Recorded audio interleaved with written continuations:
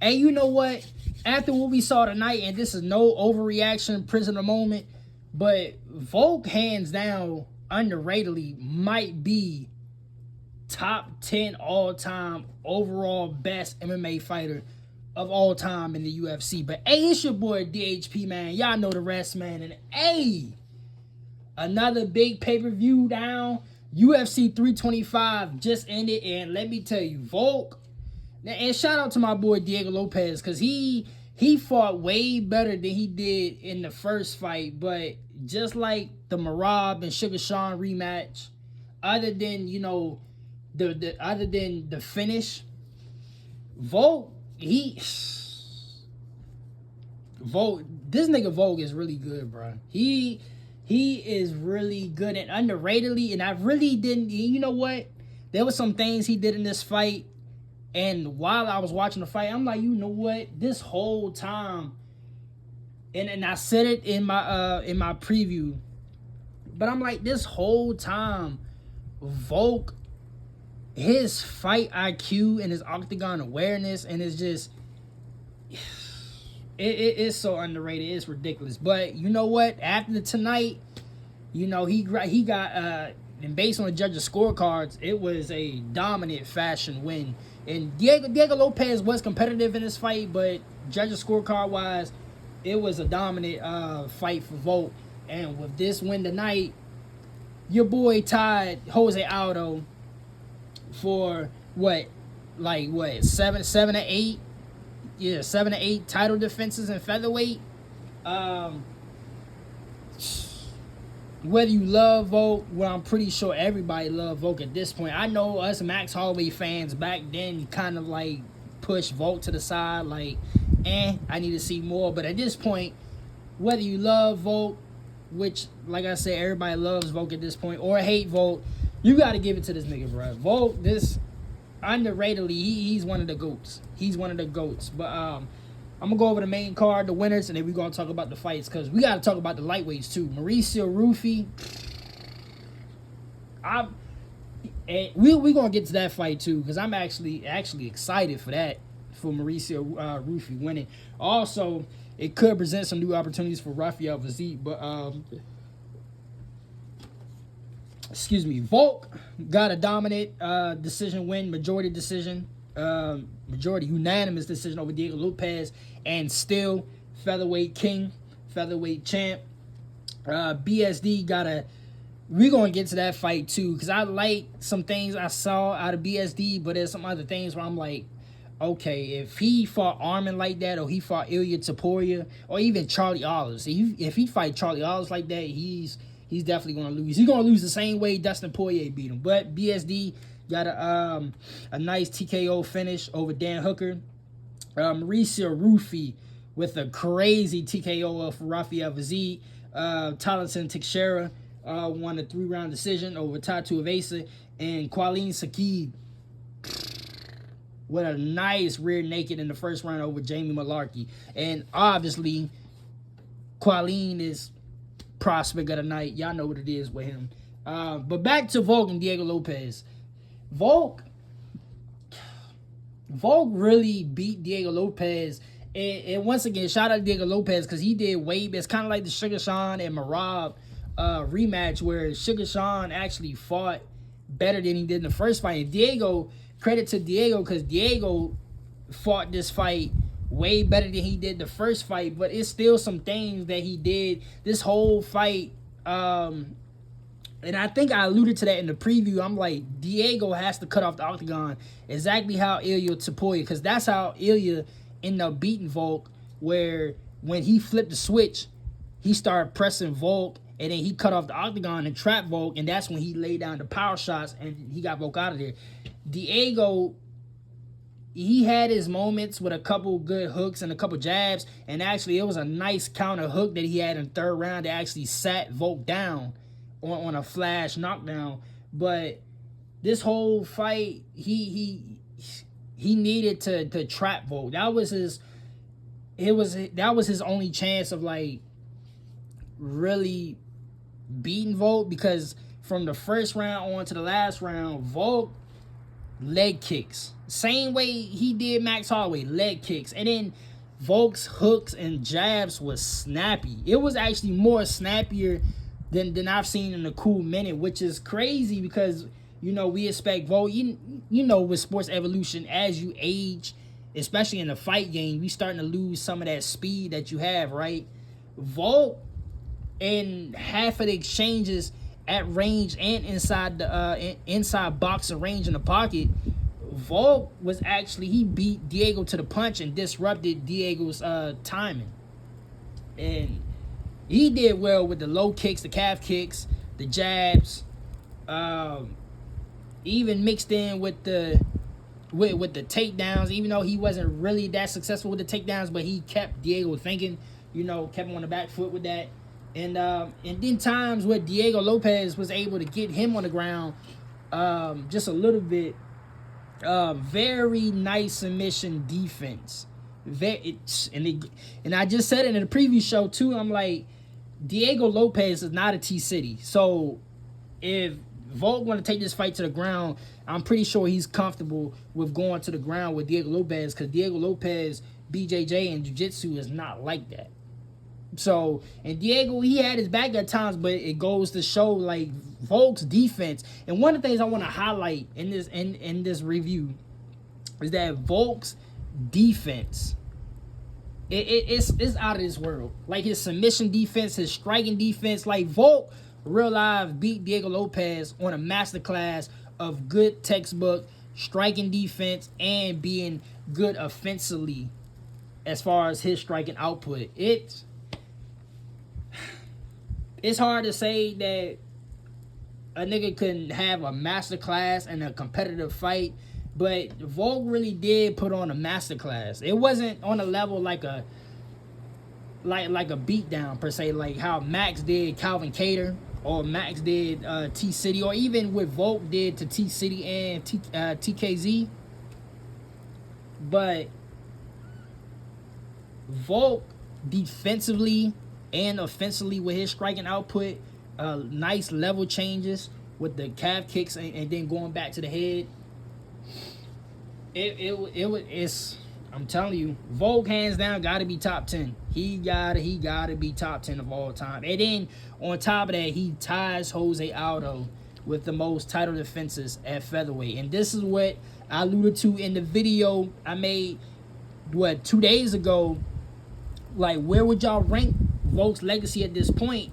And depending on what happens tonight, like, Volk could really add on and even become greater than what he is. But he low key, if you go back to the Max fight, he basically beat Volk beat Diego Lopez exactly how he beat Max. And you gotta to beat Volk, and it's real simple.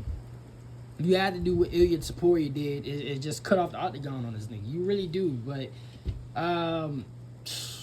man, Volk looks so good tonight. He really did. He looked so good, and it's sad to say because Diego Lopez looked good too. I honestly think after tonight, and we want to talk about it more on Monday, but based on what I've seen tonight, I mean, now Diego Lopez is in that spot which I feared, that I said on the previous show, is that Diego Lopez, he's going to become, if he don't win tonight, he's going to be in the Alexander Gustafsson, that Joseph Benavidez stage, or even Max Holloway, where it's going to be a long road back to a title shot because Volk done swept him. And now he's going to have to fight a whole bunch of these niggas to even get back to a title shot, unless somebody can knock Volk off. But he's in that bridesmaid gatekeeping position where he's going to have to knock a lot of these niggas off, which, honestly, I think he can, honestly.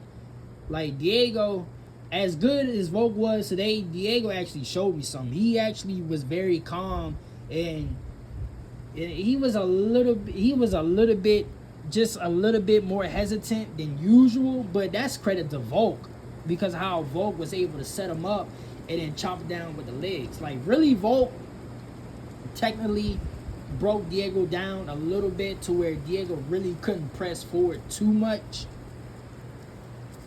But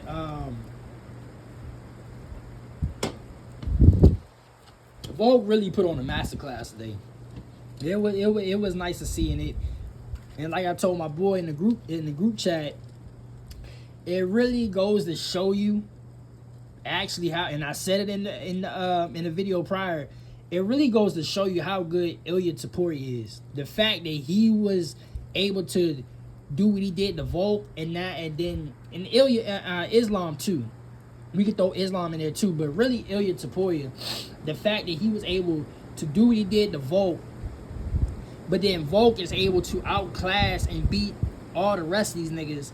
It's like Ilya Taporia must be really that damn good then. Like, honestly. Because Volk, to me, I don't care who you throw in. You could throw in Leroy Murphy.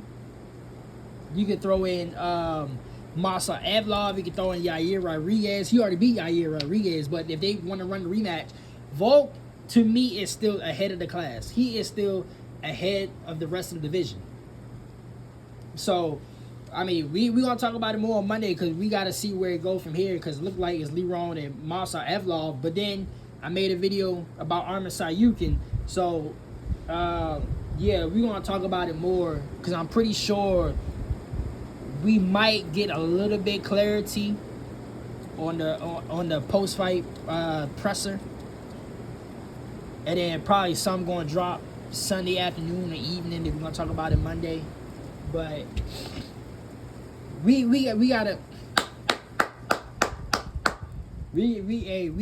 give Volk his flowers, bro. We gotta give him his flowers, cause the way he's able to technically break down niggas, especially when a fighter has more power than him, it's unbelievable. It's unbelievable. So I would have really take this time to give Volk his flowers, and to be quite honest, all he got to do, he really don't even have to clean out, you know. Well, I mean, if he want to be like the greatest of all time to eclipse the John Jones conversation, then maybe he can clear out this generation of top 10. But all he got to do is successfully defend the belt one more time, and then, to be quite honest, he got to be better than Jose Aldo. As you know, and no shade to Jose, but you know, records are made to be broken. Records are made to be broken, and there comes a time when the next decade or even another decade, there will be an athlete just like now. Like, maybe there's like not this generation, but like the next generation might be even better than what the fuck Volk is doing. So it's all in the sports evolution. Now Jose is fortunate enough where there's not a lot of history at featherweight due to when the UFC first started. Obviously, there wasn't no featherweight, so when UFC and WEC, when they bought out WEC and they merged together, Jose was part of that package deal. So the featherweight history and featherweight goatness starts with Jose Aldo. So really, like, Volk and even the next generation after Volk, they're going to be chasing Jose Aldo. But for right now, Volk is in prime position to be that. It's like we look at other sports, like football. It was with Dan Marino, John Elway, and then Joe Montana. Joe Montana was looked at that particular time. Joe Montana was looking at as the greatest quarterback of all time. And here we go, a whole another decade later, we go into the early 2000s and the mid 2000s, and even this little generation of the 2020s. Now Tom Brady is the greatest quarterback of all time. So it's kind of like that for featherweight. Featherweight came in with Jose Aldo and it ended with Jose Aldo as top, even though Conor did what he did. Jose is still up top because of the shit that he did during his run. Now we're looking at to this era with the Tom Brady era, and that's Volkanovski. Volk. So yeah, Volk, I salute to you, brother. Because it looking like after Taporia, what Ilya did, especially that whole, and we made plenty of videos during that whole time period when, you know, coming off the head KO against Islam, and then Ilya did what he did in that second round. It's like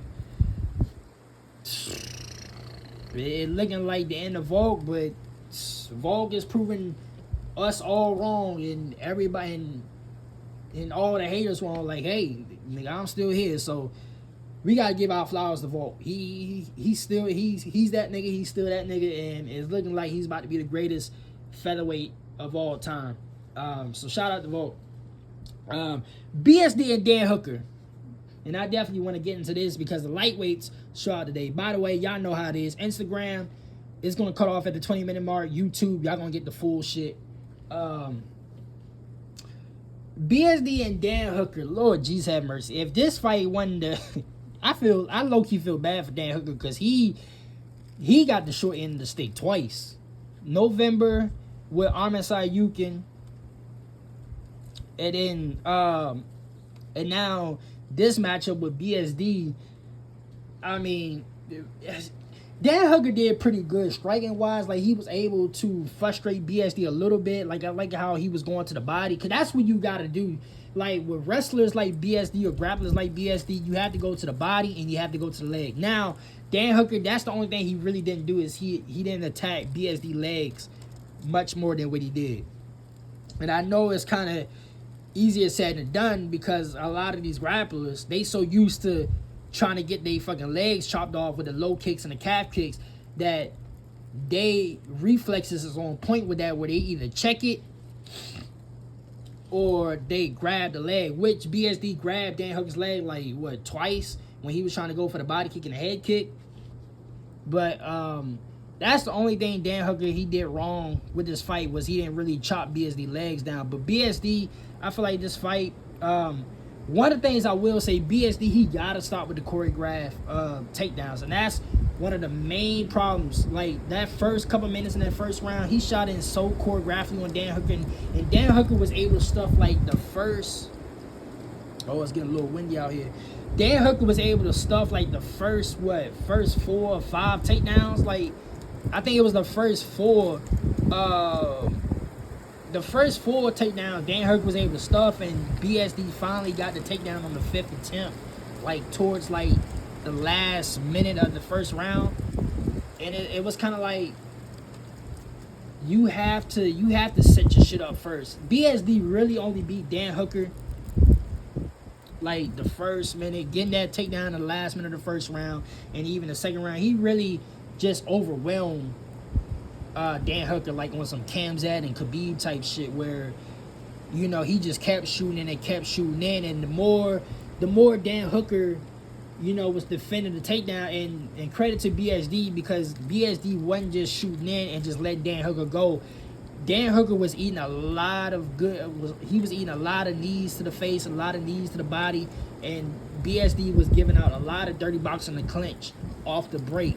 So credit to BSD on that, because he actually put in work and was throwing back some strikes when Dan Hooker was defending them. So that's probably what, you know, with the overwhelming style of BSD relentlessly shooting in, plus the strikes from the head and the body work that BSD was doing, Dan Hooker was starting to get tired.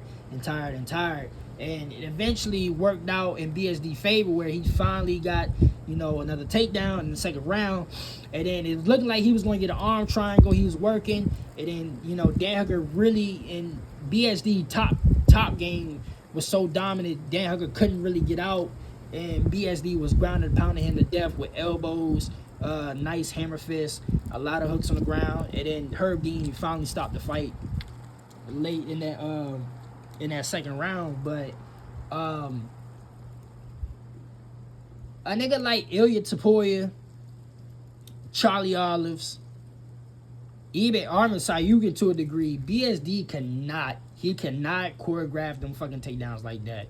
I promise you, BSD cannot choreograph them takedowns like that. Because if he do, especially with somebody like Ilya Taporia, you getting your head knocked off BSD. But Credit to BSD though, because this is exactly what, like I said in the previous show, this is exactly what he need. This is exactly what he need to keep progressing at lightweight. And like I said on the previous show, him and Matus Gamrot, to me, pretty much got all the skills and the tools in the toolbox, but they don't know how to utilize everything just yet. And BSD, little by little, fight by fight, because he's on like a 4-fight win streak now, like 3 to 4 fight win streak now. Be little by little, fight by fight, BSD starting to gain momentum, and he's starting to understand like his actual worth and actually how good he is. But yeah, my only concern is for BSD is with certain styles, he's gonna have to be technical and he's gonna have to be like Islam. Islam would shoot in a lot of takedowns, but it's not so choreographically. Like Islam, the only thing about Islam, when he do shoot in for some of his takedowns, like he will throw a couple feelers out, but when he really wants a takedown, he's gonna get that takedown. And it's not so choreographically where he just shooting in just to shoot in. That's what BSD gotta start doing. Like throw a couple feelers out there, but when you ready to actually get the takedown, set that shit up. Because when you go, like I just mentioned the names, when you go against somebody who is your equal and even better than you on a technical scale, nigga, they gonna see that and piece you the fuck up. So tread lightly with those takedowns. But BSD, he's on the right path of success. He's on the right path of success to put his name in the hat as far as like real contenders for lightweight. So I believe Dan Hooker, and I'm gonna do the rankings video, my first for 2026 later sometime this week, because I wanted to do after 324 and after this pay-per-view tonight, 325. So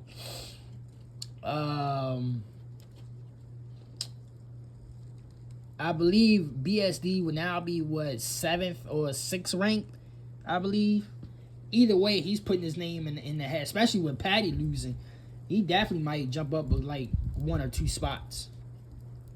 Maybe even 3, because Dan Hooker is ranked ahead of him. So, we're going to see. Mauricio Ruth and Rafael Vazir. Before we get into that, this might be the perfect time for Rafael to actually jump ship and go down to featherweight, see what he can do. I would like to see it, because in this fight, it was going pretty good. Like Mauricio, he was catching him on some good counters, but Rafael was, and it's crazy because Rafael, I felt like on a technical scale, I feel like Mauricio was too hesitant, because every time Mauricio tried to get going, Rafael would step in and disrupt the rhythm. And this fight was like Rafael took one to give out like 3 or 4, and he was just chaining his combinations together and disrupting Mauricio rhythm. But that second round, when Mauricio caught him, I mean, he caught him, and I told my boy, I'm like, this is like a Conor style type fight that Mauricio fought, because there was certain fights with Conor, like you can get Conor, but once Conor get your ass with that one shot, ain't nothing you can do. And Mauricio ain't outright finished Rafael, but once he stunned him with that nice straight, that it was raps. That shit was so powerful. Rafael couldn't. He tried to survive it. He tried to be on his back, and then when Mauricio got his back, do a couple good ground and pound shots on the side. It wasn't once Mauricio hurt him with that nice straight, bruh. Oh my God, bruh. It wasn't nothing Rafael can do. But it was this fight was actually pretty good. I thought the way it was going was like Mauricio could get Rafael, but right now Rafael, he just too quick. And as soon as Mauricio start going, Rafael, like I said, Rafael was giving like 3 to 4, like right there in that pocket. But man, Mauricio, they both look good, honestly, which is crazy. that Rafael ended up losing, because he did look good, but oh man, this was a nice bounce back from Mauricio. This was and honestly, I know I guess they're not boys, whatever. I'm still gonna talk about it in a different video, but for the Fight Nerds camp, bruh, this is a nice way to start off, 2026. I mean, Mauricio, I still associate Mauricio with the Fight Nerds, but I guess he part of Volk's camp now. They said he said on the mic he's adopted Australian now per se, but I'm still going to associate him with the Fight Nerds, even though he's seeking help elsewhere. But it's a good start. It's a good start for these niggas, because Gene Silva and Mauricio Rufy is bouncing back in major ways, and especially for Mauricio Rufy to put his name in the hat to get a good quality opponent at lightweight, especially with Rafael being ranked number 9 or something like that. Mauricio definitely is going to be inside that top 10 now. He's either going to be 10th or he's going to be 9th, because Mauricio was 14th ranked. So that's actually pretty good. What a good bounce back from Mauricio. He actually needs. Now I will say, when you get inside the top 10, I hope Mauricio is steadily working on his grappling and potentially, working on his jiu-jitsu, because now he beat Rafael. He's going to overtake his ranking. He's stepping aside that top 10, top 9 in the rankings. He's going to fight some niggas that are well-rounded. And he might get a nigga like, honestly, he might get a nigga like Matus Gamrot. To be quite honest, I got to look at the rankings.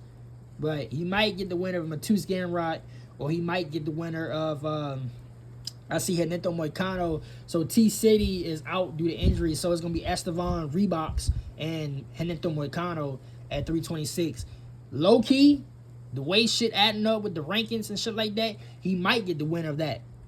So that would be an interesting matchup too as well. But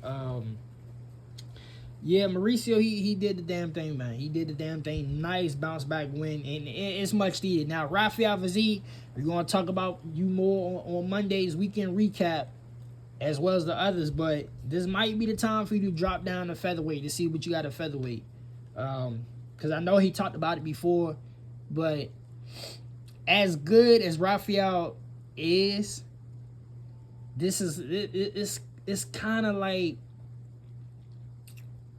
I wouldn't say a major blow, but it's kind of like a little. It's like you driving a car, right? You driving a car, and your tires, you got one tire blown out. It's kind of like that. It's kind of like now you're on the side of the road with a blown tire, but there's only one tire, so you can use your spare. It's kind of like that. It's kind of like another setback. Now, I know the cliche is a minor setback for a major comeback, but at the same time, for where he potentially could have been to where he should be, this is low-key, which I did say it's not a major blow, but it low-key is a major blow, because he cannot be this far back in the rankings at this point. So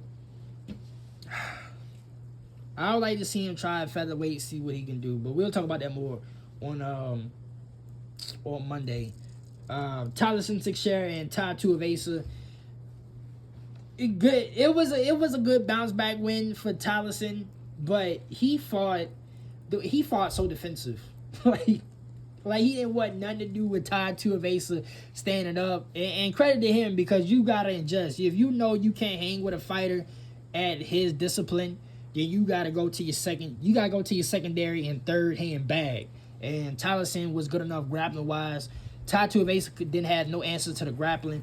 And Tylerson, even though Tylerson did piece up Ty, but you could tell that Tylerson was tiring himself out with standing in the pocket and boxing Tai Tuivasa inside and boxing at range. Tai Tuivasa's chin was just too durable, and Tylerson was low key punching himself out because Ty was too durable, so he had to go to the grappling department.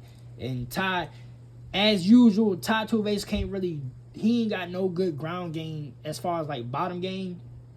So it was easy for Tyson just to take him down and just control him. But it was a good win for Tyson, but he fought, and it was a good slug him out fight. Like entertaining wise, it was a good slug him out fight. But if on an analytical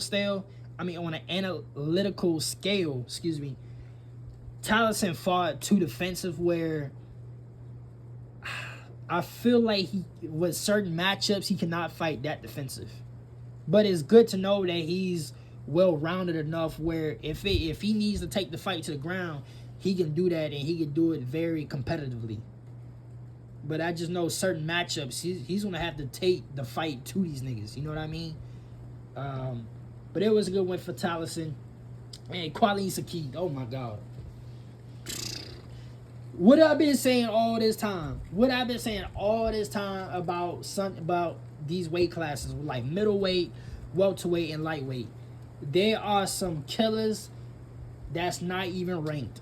And I be saying it all the time. You got Ignacio Bahamondes, and now we got Joel Alvarez. Well, Joel Alvarez, he at welterweight now, but at that time Joel Alvarez was teetering 15th and not being ranked at lightweight.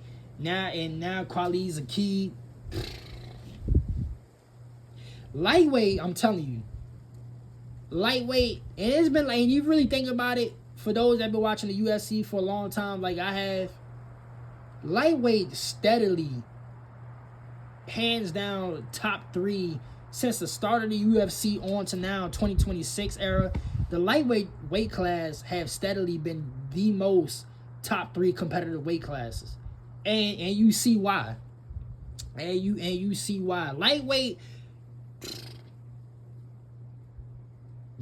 is going to be in good hands for years to come, and it starts with niggas like this and Quali, and I ain't gonna lie to you, I fell victim to how good he is on the feet striking wise, that I forgot how good grappling he is.